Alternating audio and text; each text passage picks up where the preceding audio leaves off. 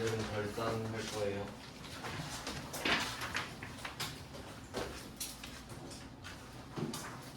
네, 방금 드린 자료는 블로그에 또 올려놨으니까 필요하시면 또 다운받아서 출력해서 쓰시면 돼요. 일단 구성을 좀 설명을 드리면은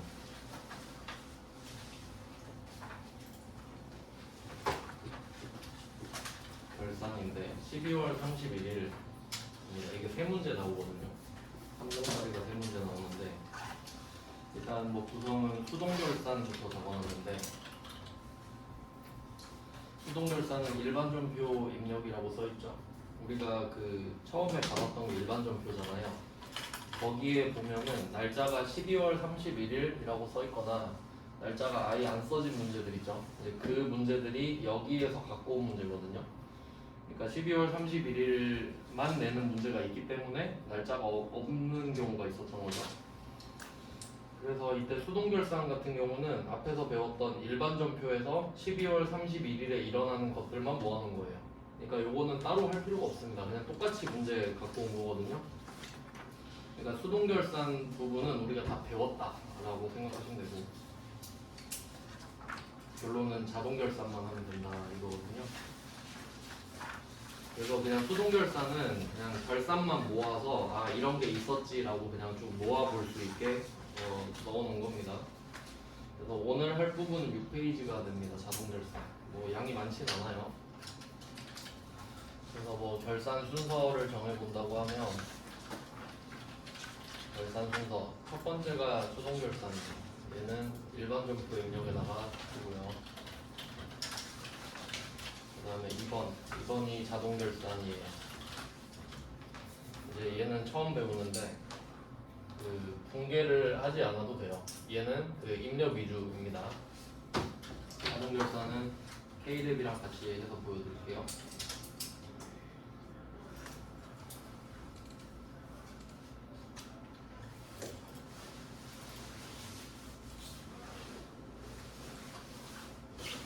네, 여기 메인 화면인데 회계관리 메인 화면인데 일단 일반전표 이 부분이 수동결산이고요. 그 다음에 오른쪽 위에 보면은 결산자료 입력이라고 있죠. 그래서 일반전표에다가 수동결산을 먼저 풀어주시고 그 다음에 결산자료 입력에서 자동결산하면 돼요. 그리고 이때 결산자료 입력에서 할 거를 다 하면은 여기 전표 추가라는 버튼이 있거든요.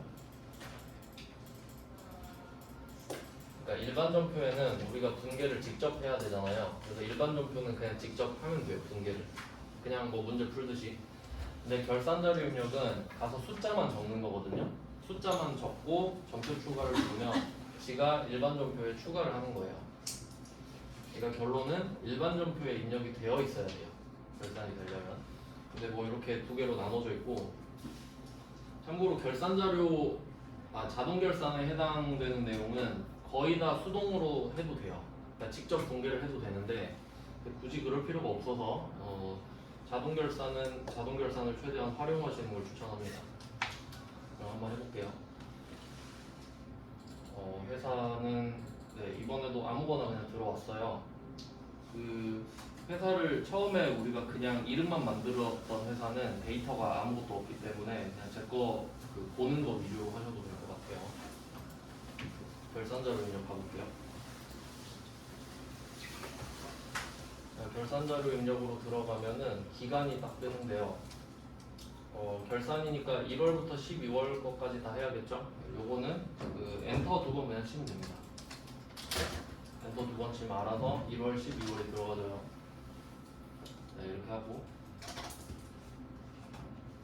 네, 그러면 우리가 1월 1일부터 12월 31일까지 막 적었던 일반전표랑 메인 매출전표가 여기 다 반영이 막 된다라고 보시면 되거든요. 네, 여기서 포인트는 뭐냐면 초록색 칸 있죠, 초록색 칸. 초록색 칸 보이시죠? 여기 초록색, 살짝 초록색 띄죠, 살짝. 구분 잘 안 돼요. 이 부분들이 초록색이에요, 여기. 지금 여기에선 구분이 잘 안 될 수도 있는데 자세히 보면은 이렇게 초록빛이 살짝씩 띄거든요. 이 초록빛 띄는 칸만 숫자를 적을 수 있어요. 그러니까 이것만 기억하면 되는 거지. 초록색 칸만 숫자를 쓸 수 있다거든요. 그럼 한번 31번부터 볼게요. 30번까지는 다 배운 거니까. 31번 보시면 12월 31일 매출 채권 외상 매출금 받으러 온 잔액에 대하여 1% 대손 충당금을 보충법으로 설정하라. 요것도 그 일반 전표에 넣어놨던 건데 그때 뭐 답을 써서 보여드리긴 했는데 굳이 붕괴를 할 필요는 없는 문제인 거죠. 자동으로 하면 되니까. 얘는 단축키를 좀 적어놓을게요. 그 위에 보면은 F8 대손상각 있죠. 31번 문제는 대손 충당금을 설정하는 거예요. 대손 충당금을 만드는 거죠. 그러니까 이 말은 내년에 매출 채권 얼마 정도를 못 받을 걸로 예상을 하겠다 정도로 해석이 되네요.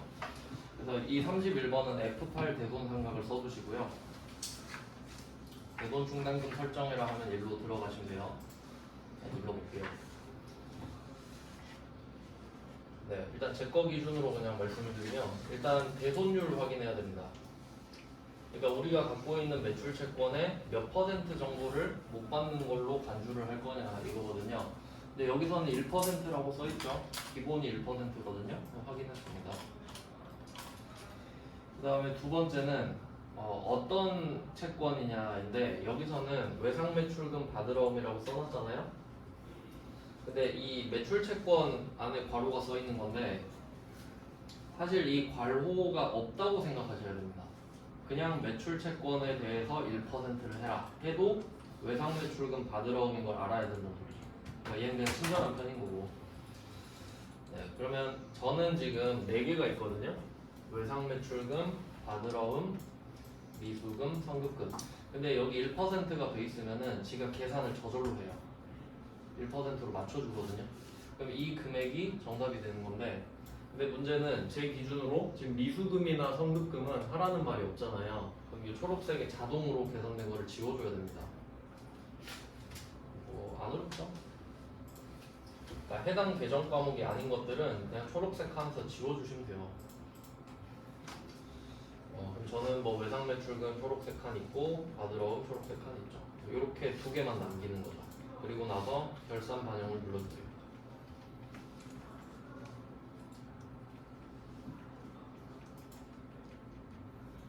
네, 그러면 이렇게 결산 반영을 누르면은 그 지 자리가 있을 거 아니에요? 저절로 들어가 있는 게 보여요. 우리가 쓰진 않았는데 계산기로 그냥 바로 들어갔죠. 이렇게 하면 31번 문제는 끝이에요. 뭐 간단하죠. 그 다음은 32번 가겠습니다. 32번은 법인세 비용 이야기 하고 있는데 단기 법인세 비용입니다. 그 앞에서 한번 말씀드린 적이 있었는데 선납세금 할 때 이게 그 12월 31일이 되면 올해 내야 될 법인세가 어느 정도 되는지 확인을 해야 됩니다. 뭐 국세, 지방세 포함된 금액인데요. 그럼 1,050만 원 정도로 생각을 한 거예요. 얘는 위치가 맨 밑에 있습니다. 맨 밑에 보면은 법인세 등 선납세금 추가 대상액 이렇게 나와 있어요. 3개가 세트인데 그럼 여기서 법인세 비용이 총 금액인데 여기선 법인세 등으로 돼 있거든요. 그러니까 법인세가 국세고 그 다음에 지방소득세도 포함이 되기 때문에 그게 법인세 등인데 근데 제가 초록색 칸밖에 못 쓴다 그랬잖아요. 근데 초록색 칸이 여기 밑에 있는 선납세금이랑 추가 계상액 2개거든요. 그러니까 법인세 등은 못 적어요. 이렇게 된 겁니다. 그럼 뭘 적으라는 거냐 하면 제 거 보시면 선납세금에 450만 원 써있는 거 보이시죠? 내가 여태까지 선납세금으로 올려놓은 금액이 총 450이라는 소리거든요. 그럼 이걸 보고 그대로 옆에다 쓰면 돼요. 그러니까 이게 그 법인세 비용 문제 같은 경우는 지금 32번에 선납세금을 조회하라고 하잖아요. 근데 법인세 비용에서 선납세금은 조회할 필요가 없습니다. 왜냐면 옆에 나오니까요. 네, 그래서 그대로 쓰는 게 정답이 되고요. 자, 그럼 선납세금 똑같이 썼어요. 자, 그 다음에 보면은 선납세금에 450만 원을 쓰면 위에 법인세 등도 450만 원이 생깁니다. 그리고 밑에 추가 계산액 있죠. 이게 무슨 말이냐면 우린 이미 450만 원은 냈어요. 근데 얼마를 더 내야 1050만 원이 되냐 이거지. 그럼 1050만 원에서 선납세금을 빼면 돼요. 그럼 일단 제 거 기준으로는 600만 원이 되거든요. 그러면 추가 계산액에다가 600만 원을 쓰는 거죠. 그러면 합쳐서 1050이 돼요. 네, 뭐 아주 단순한 산수죠. 법인세 비용은 이렇게 풀면 됩니다. 네, 이렇게 됐고요. 그 다음은 33번 기말재고액인데 이게 아마 제일 쉬운 문제가 아닐까 싶어요. 이 33번 같은 경우는 답은 되게 쉬운데 얘가 우리가 제품을 팔 때마다 앞에서 뭐 재고자산 할 때 한번 설명을 드렸었는데 물건을 팔 때요 뭐 이런 예시를 든 적이 있었는데 부가가치세는 제외하고요.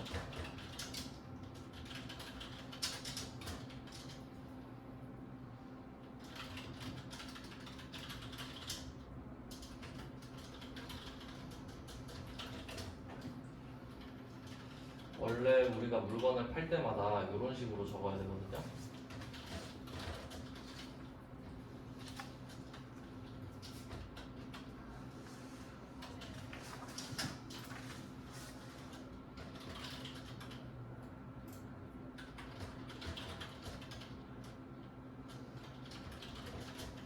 네, 원래는 이렇게 돼야 돼요. 근데 실제로 할 때는 이 밑에 매출 원가랑 제품을 안 한다 그랬잖아요. 실제로 안 했죠. 메인 매출 점수할 때도. 그 이유가 지금 하고 있는 33번 때문이죠. 그러니까 12월 31일에 내가 실제로 갖고 있는 걸 눈으로 확인해서 여기다 적어주면 이 밑에 초록 색깔 부분이 한 방에 12월 31일에 계산이 됩니다. 네, 그래서 답은 되게 간단한데 중요한 역할을 하는 애예요. 근데 뭐 상관은 없죠, 몰라도. 얘는 초록색 칸만 적을 수 있다는 게 포인트거든요. 그러면 스크롤바를 쫙 올려가지고 초록색 칸만 따라가면서 내려가 볼게요. 일단 제 기준으로는 첫 번째 칸이 상품 재고액인데 일단 상품은 여기 없습니다. 네, 그리고 두 번째 칸 가니까 기말 원재료 재고액 써 있는데 여기에다가 원재료 430만 원 쓰면 돼요.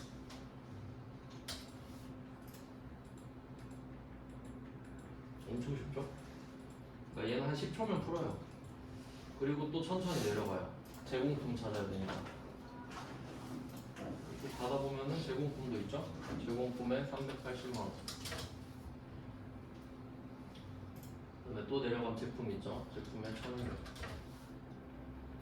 네, 이렇게 3개 쓰면 끝이에요.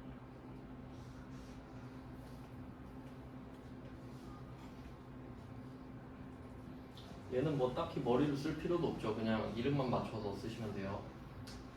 네, 33번도 봤고요. 그 다음은 34번 가볼게요. 그 키워드는 각각 표시하셔야 돼요. 그 다음 34번은 키워드가 감가상각비입니다. 감가상각비는 12월 31일마다 계산을 하는 거예요. 감가상각 문제는 34, 35, 36인데 이것도 우리가 봤어요. 일반점수에서 봤던 건데 그러니까 뭐 실제로 얘도 붕괴를 보여드리진 않았죠. 금액만 찾고 끝냈거든요. 그럼 한번 볼게요. 34번이 제일 쉽습니다. 그러니까 33번이랑 34번이랑 약간 비슷한 느낌이죠. 그냥 보고 쓰는 건데 근데 감가상각은 조금 더 까다로운 게 부서가 다르죠. 제조부, 영업부. 그럼 제조부는 500번, 영업부는 800번. 요 정도는 신경을 써야 됩니다. 그러면 이번에도 초록색 칸을 따라가다 보면은 감가상각은 보통 4개, 5개 뭐 이렇게 붙어 있어요. 유형자산이 많이 있으니까. 저는 지금 5개가 있는데 이 5개 일반 감가상각비라고 돼 있죠? 네, 이거 왼쪽에 보면 518 써 있거든요. 500번입니다. 500번. 제조거예요, 제조거. 그럼 저는 여기서 제조거만 좀 써볼게요. 기계장치 200만 원이랑 차량 운반구도 제조부에 있네요. 차량 운반구 350만 원. 제조부 끝. 그 다음에 내려가 볼게요. 그리고 내려가다 보면 또 5개짜리가 있어요. 이번에는 감가상각비라고만 써있고 왼쪽에 보면 818번, 800번 되죠? 이게 본사 겁니다. 영업부. 그럼 여기에서는 하나만 쓰면 되죠. 비품 100만원 쓰면 돼요. 33번이랑 거의 비슷한데 500, 800은 나눠서 써주셔야 됩니다. 그다음에 34번은 너무 쉬우니까 이제 출제자들이 35번, 36번처럼 내는 거다 이렇게 말씀을 드렸는데, 그럼 35번 이거 풀어본 적 있죠? 공식만 한 번 더 설명을 드릴게요. 정액법인데 정액법은 공식이 그 감가상각 할 때는 3개가 필요해요. 3요소라고 하는데 첫 번째가 취득 원가, 이거 살 때 얼마를 썼냐. 그럼 이 취득 원가에서 잔존 가치를 빼요. 잔존 가치. 취득 원가에서 잔존 가치를 빼놓고 그 뺀 금액을 내용 연수로 나눠요. 이게 정액법의 공식입니다. 그래서 이때 그 취득 원가는 이건 팩트거든요. 실제 내가 얼마 썼는지는 뭐 사실이니까. 근데 잔존 가치랑 내용 연수는 그냥 뇌피셜입니다. 내 생각이죠. 뭐 이렇게 해서 만들어지는데, 그럼 지금 이 문제에 대입을 해보면 이때 취득 원가가 4천만 원이고요. 잔존 가치는 빵원으로 돼 있습니다. 참고로 무형자산 같은 경우는 잔존 가치가 없는 걸 원칙으로 해요. 그러니까 0도 없는 거예요. 근데 뭐 유형자산은 있을 수도 있고 없을 수도 있죠. 그 다음에 이걸 5년으로 나눕니다. 그래서 일단 여기까지 하면 800만 원이 나옵니다. 근데 이 800만 원은 전제가 1년을 꽉 채워서 썼을 때죠. 1년분이니까. 그래서 여기에 1월 2일이 포인트라고 말씀을 드린 적도 있습니다. 참고로 감가상각이나 그냥 상각은 월할 계산하거든요. 월할? 월로 쪼갭니다. 그러니까 뭐 월이 12개잖아요. 그럼 이때 1월 2일부터 썼으면 사실 1월 1일은 안 쓴 건데 그래도 1월 한 달을 다 쓴 걸로 봅니다. 그래서 이때 12분의 12를 곱했죠. 그러니까 이게 정확한 답이에요.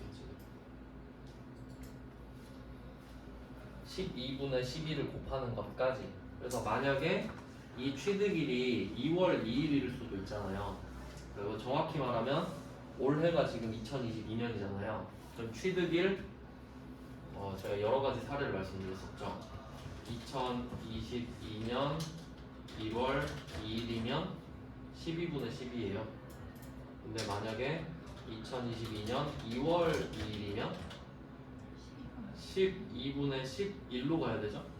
네, 1월은 아예 안 썼으니까 그런 식으로 계산을 해야 된다는 거예요. 근데 만약에 이거 연도를 바꿔보면 2021년 1월 2일에 샀다거나 2021년 2월 2일에 샀다고 하면 2022년의 감가상각비는 둘 다 1년이죠. 네, 취득년이랑 다르니까요. 올해는 1년을 꽉 채워서 썼겠지. 그러니까 취득한 연도만 이 개월수가 끊길 수 있다는 것까지 기억하시면 될 것 같아요. 장난치면 이거밖에 못 하거든요. 그래서 답이 800만 원이 나왔잖아요. 그래서 800만 원만 알면 됩니다. 이유는 이제 아시겠죠? 초록색 칸에 800만 원 쓰면 끝나니까. 네, 그래서 34번은 너무 쉬우니까 35번처럼 낸 거다. 그래서 여기서는 800만 원이 그 위에 34번에 350만 원과 같은 역할을 하는 거죠. 네, 이 정도 보고, 그 다음에 36번 요거는 좀 중요 표시를 해볼게요. 비교적 최근에 나왔던 겁니다. 98회.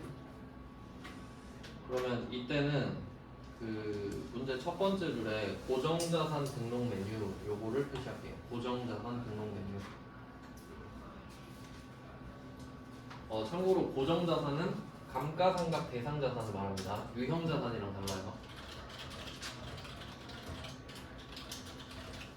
감가상각을 해야 되는 자산을 말해요. 고정자산은. 유형자산은 아니죠. 유형자산에는 토지랑 건설 중인 자산도 포함이 되는데 토지랑 건설 중인 자산은 감가상각을 안 하거든요. 그러니까 유형자산과 고정자산이 똑같진 않은 겁니다. 유형자산이 더 범위가 넓어요. 그 정도 참고로 아시면 되겠고. 한번 들어가 볼까요? 이게 그 고정자산을 취득하잖아요. 취득. 그러면 여기다 등록을 해놔야 돼요. 왜냐면 감가상각을 해야 되니까 감가상각비를 구하려고. 그럼 얘는 일단 결산자료 입력에 적기 이전에 먼저 해야 되는 게 왼쪽 아래 보면은 고정자산 등록 메뉴가 있어요. 여기 들어가라는 겁니다. 여기. 한번 들어가 볼게요.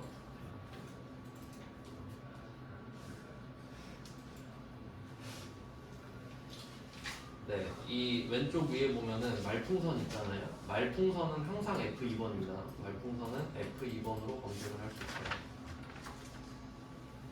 자, 여기 보면은 그 뭐 자산들이 많이 있는데 제가 아까 말씀드렸죠. 감가상각 대상자산이라고요. 그래서 토지 치면 안 나오고요. 건설 중인 자산 치면 안 나와요. 뭐 이 정도. 근데 여기서는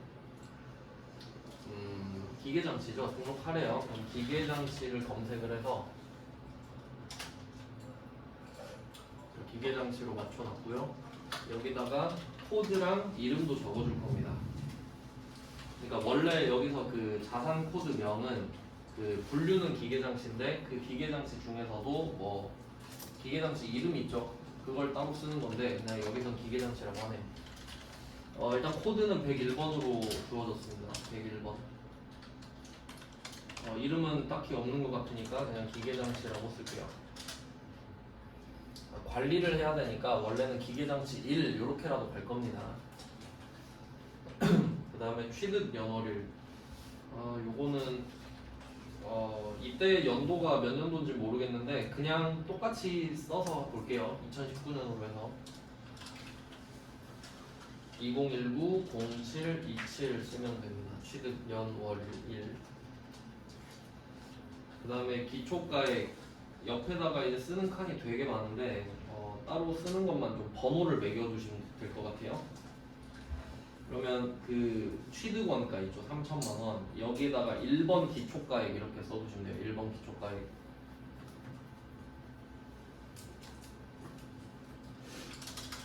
그 1번에다가 3천만 원 쓰시면 됩니다.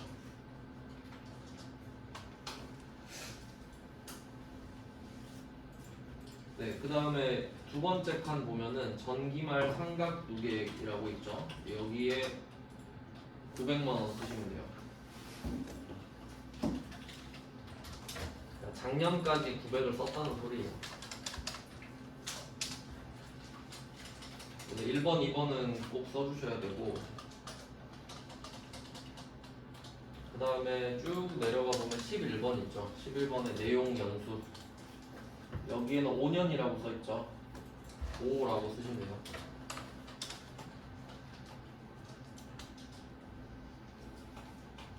네, 이렇게 되고요.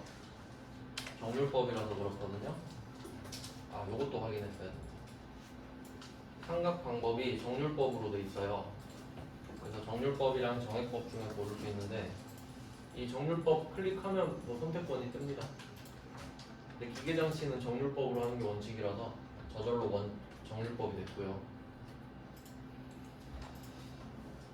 이렇게 해서 금액이 아마 실제로는 답이 다른 걸로 알고 있는데 그냥 어차피 어느 칸에 있는 걸 쓰면 되는지만 알면 되니까.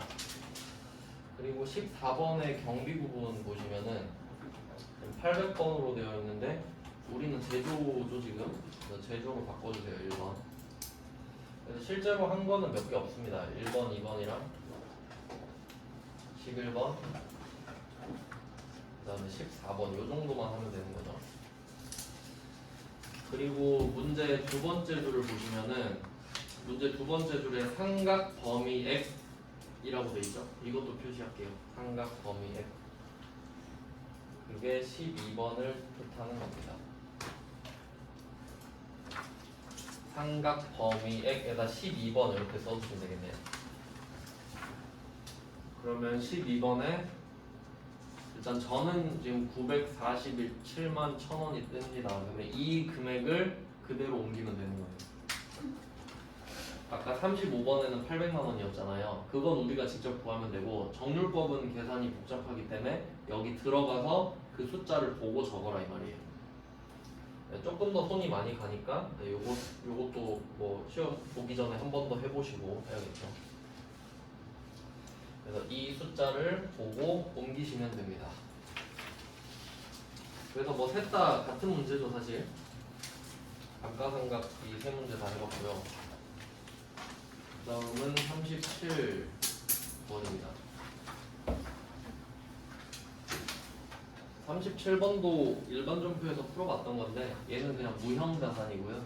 무형자산. 이것도 뭐 풀었던 기억나시죠? 그 어떻게 풀었었냐면 금액만 구하면 되니까 한번 빠르게 보여드릴게요. 2015년 1월 1일에 취득을 했어요. 네, 취득을 했는데 취득 원가를 몰라요. 근데 5년 남았어요. 이렇게 됐는데 2015년 12월 31일에 상각을 한번 해요. 상각을 한번 하면 취득 원가는 모르니까 얼마가 떨어지는지 모릅니다. 근데 4년 남는 건 확실하죠. 상각을 한번 했으니까.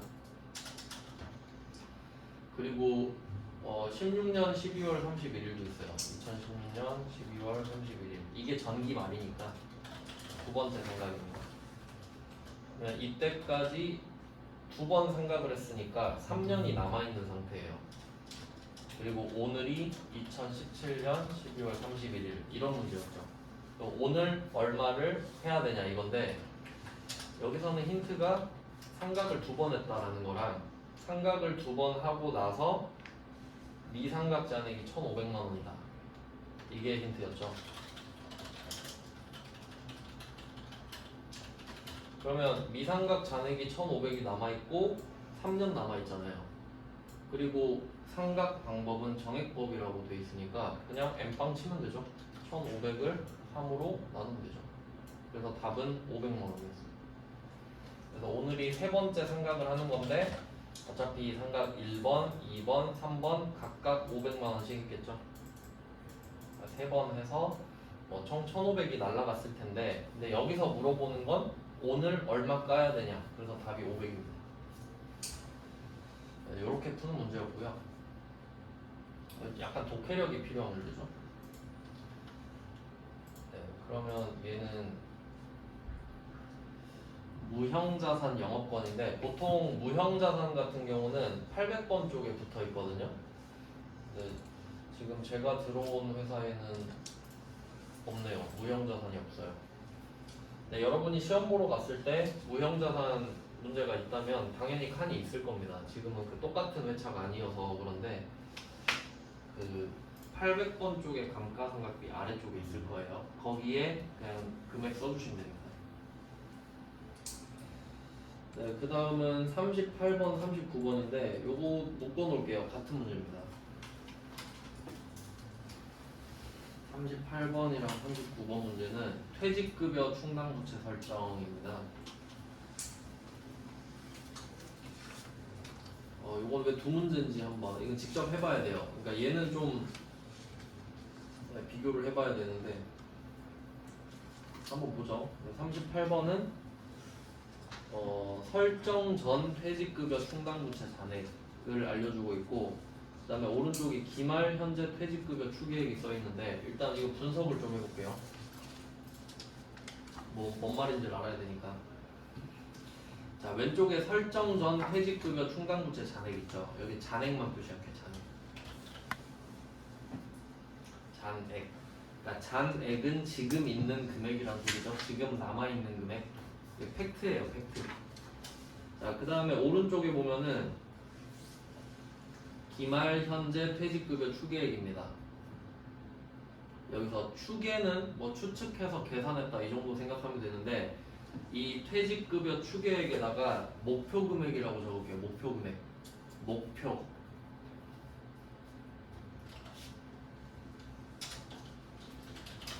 자, 요 정도 정리가 돼요. 그러니까 잔액은 팩트잖아요. 내가 지금 뭐 예를 들어 영업부 거를 보시면 영업부의 잔액이 2,500이죠. 그럼 이 말은 지금 영업부 직원들이 다 퇴사를 하면 2,500만 원을 줘야 되는 거였어요. 근데 이게 작년 말에 해놓은 거거든요. 그러니까 지금 1년이 지난 거잖아요. 그러면 퇴직금도 더 늘어났겠죠. 그래서 오른쪽에 보면은 오늘 다 퇴사를 하면 2,800만 원 줘야 될 것 같다라고 생각을 하는 거예요. 그러니까 잔액은 작년 기준이고 추계액은 올해 기준이 된 거죠. 그러면 화살표를 잔액에서 추계액으로 하시면 되거든요. 그러면 여기서 얼마를 추가해야 되냐고 답이에요. 그럼 답 300만 원이죠. 그 다음에 제조부는 400만 원이죠. 뭐 이런 식으로 하는 거거든요. 그러니까 내가 지금 얼마가 있는데 목표가 얼마거든. 그래서 얼마를 추가하면 되겠니? 이 정도의 문제예요. 단순한 함수죠. 그 다음에 39번도 한번 볼게요. 39번 문제는 똑같죠? 퇴직급여 충당부채 설정인데 근데 얘는 칸이 3개잖아요. 그럼 어떻게 얘를 비교해야 되냐 하면 39번은 기초금액이 있고 기준감소 사용금액이 있죠. 그러면 이 기초금액이 사실 그 설정 전 퇴직급여 충당부채 잔액 이거 아니고 기초금액은 작년 말에 설정을 해놓은 상태고요. 그리고 비교를 해보면 기초가 1월 1일이거든요. 1월 1일에 생산부께 2천만 원이 있었어요. 근데 그 기중은 1월 1일부터 12월 31일이잖아요. 그 사이에 누가 퇴사를 해서 800만 원을 갖고 간 거예요. 그러면 2천만 원으로 시작을 했는데 800만 원을 줬으니까 1,200만 원이 남아있겠죠. 그게 잔액이잖아요. 그러니까 이 39번에서는 기초금액이랑 기준감소금액을 합쳐서 잔액이 돼요. 그럼 생산부는 잔액이 1,200만 원이고 영업부는 잔액이 1,000만 원이죠. 그 상태에서 오른쪽 추계액으로 가려면 얼마를 더해야 되냐? 이게 답인 거예요. 그러면 생산부는 1,000만 원, 영업부는 900만 원 이렇게 답이 나오거든요. 그러니까 일단 뭐 이렇게 똑같다는 건 아시겠죠? 근데 또 문제는 입력할 때가 또 다르기 때문인데 한번 입력해 보겠습니다. 그리고 이게 영업부랑 제조부가 나눠져 있잖아요. 번호가 다르니까 500번, 800번 비용 처리를 해야 되는데 그럼 이번에도 초록색 칸을 한번 따라가 볼게요. 초록색 칸을 따라가 보면은 노무비 있죠. 노무비 보면은 우리가 써야 되는 부분이 퇴직급여 전입액입니다. 이거 따로 써두시는 게 좋을 것 같네요. 퇴직급여 전입액입니다. 밑에 퇴직연금 충당금 전입액이랑 헷갈리면 안 돼요. 왜냐면 지금 하고 있는 게 퇴직급여 충당부채잖아요. 퇴직급여 충당부채고 퇴직급여. 퇴직연금 충당부채가 아니잖아요. 그래서 여기다가 쓰셔도 되는데 근데 위에 보면은 CF8의 퇴직충당 있죠. 대손상각 옆에 있네요. 이걸 한번 들어가 볼게요.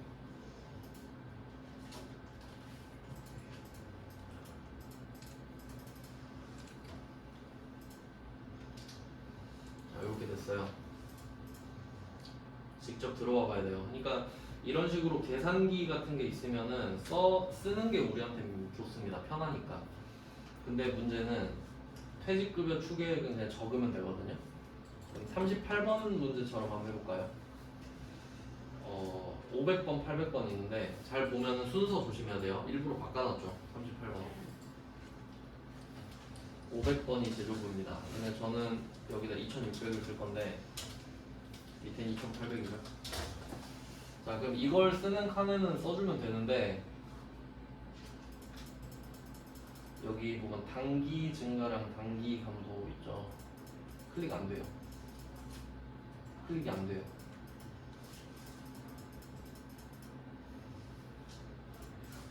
잔액은 그대로 있겠죠. 그러면 38번 문제는 이렇게 풀 수 있어요. 왜냐면 38번에 나와 있는 게 뭡니까? 잔액이랑 추계획이죠. 그럼 38번은 이렇게 풀 수 있네요. 그러니까 잔액은 똑같이 맞춰져 있겠죠. 근데 퇴직급여 추계액은 우리가 적으면 되잖아요. 그러니까 얘가 알아서 자동 계산을 해주거든요. 그럼 38번은 이렇게 풀 수 있네. 그러니까 38번에다가는 CF8 퇴직 충당이라고 써주시면 돼요. 38번은 이걸로 풀 수 있다. 확인했어요. 그 다음은 39번도 해볼게요. 39번은 안 되는 거지. 39번은 왜냐면 감소가 안 적히니까. 그러니까 실제 그 같은 회차면은 아마 감소에 적혀 있을 수도 있는데 안 적히잖아요. 그러면 얘는 어떻게 해야 되냐? 감소를 못 적으니까 아까 계산하는 법 알려드렸죠. 39번은 답이 생산부께 1000만원, 영업부께 900만원 이렇게 된다 했잖아요. 그러면 39번은 CF8로 안 되니까 얘는 바로 그냥 적어야 돼요. 여기 초록색 칸 있죠. 퇴직급여 전입 여기다가 여기에 생산부 1000만원 이렇게 직접 적어야 된다는 소리예요. 그래서 두 문제를 넣어놓은 겁니다. 뭐 이 정도. 그러니까 자동 결산 항목이 그렇게 많지는 않죠. 그래서 뭐 주제별로 끊어서 보면은 일단 뭐 31번 하나 있었죠. 31번 이게 대손 충당금 결정입니다. 한번 적어볼까요? 뭐 외우실 필요는 없어요. 왜냐면 어차피 우리는 자동 결산하면 초록색 칸만 보면 되잖아요. 그러니까 주제가 몇 개 있는지 뭐가 있는지까지 알 필요는 없는데 그래도 뭐 정리를 한번 해볼게요. 자동 결산 항목 1번 여기 나와 있는 순서대로 할게요. 31번에 대손 충당금 설정. 그러니까 자동은 쉽잖아요. 어떤 게 쉬운 건지 알고 있으면 좋겠죠. 2번 법인세 정리, 법인세 비율이라고 할게요. 3번 기말 재고자산, 기말 재고액. 재고자산, 기말 재고액. 4번 감가상각비. 유형자산은 감가상각비라고 하고 무형자산은 상각비라고 하거든요. 어차피 뭐 둘이 같죠. 그래서 감가상각비, 상각비 요거는 한 개로 보고 마지막 5번은 퇴직급여 충당부채 설정.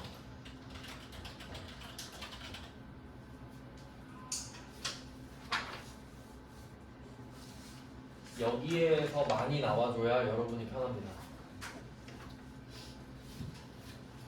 자, 그러면 이 결산자료 입력에서 자동결산 초록색 칸에 적는다 말씀드렸는데, 그러니까 지금은 제가 문제를 다 모아놨잖아요. 그럼 여러분이 시험장 가면은 이 결산이 세 문제가 나온단 말이에요. 세 문제가 자동결산이랑 수동결산이 섞여서 나와요. 그러니까 자동이 두 개일 수도 있고 자동이 한 개일 수도 있고 뭐 그런 식이죠. 근데 만약에 여기에 뭐 몇 개든 간에 나왔다 하잖아요.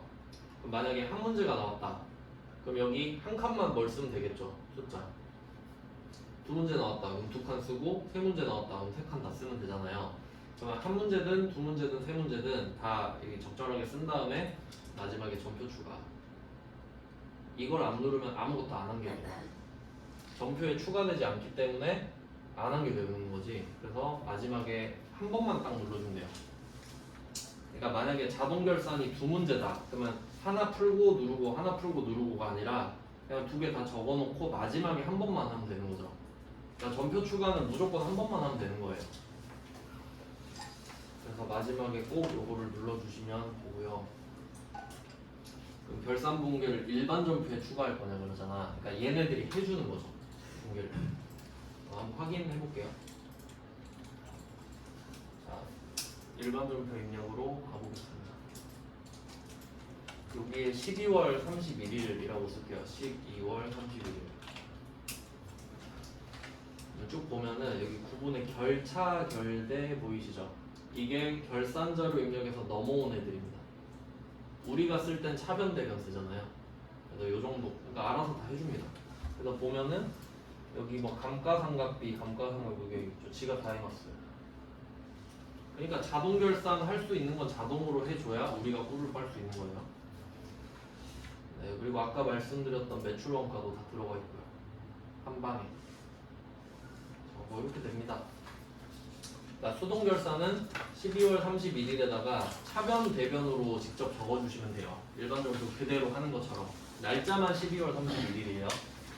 그런데 그건 다 해봤으니까 따로 하진 않고 네, 결산은 이렇게 보고 연습을 하시면 되고요.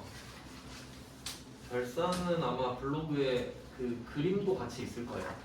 그림도. 그래서 뭐 영상으로 보셔도 되고 그림 참고하셔도 됩니다. 일단 여기까지 해놓고 지금부터 10분을 쉬고요. 55분에 시작을 할 건데 프린트해서 또 나눠드릴게요. 장부 조회입니다.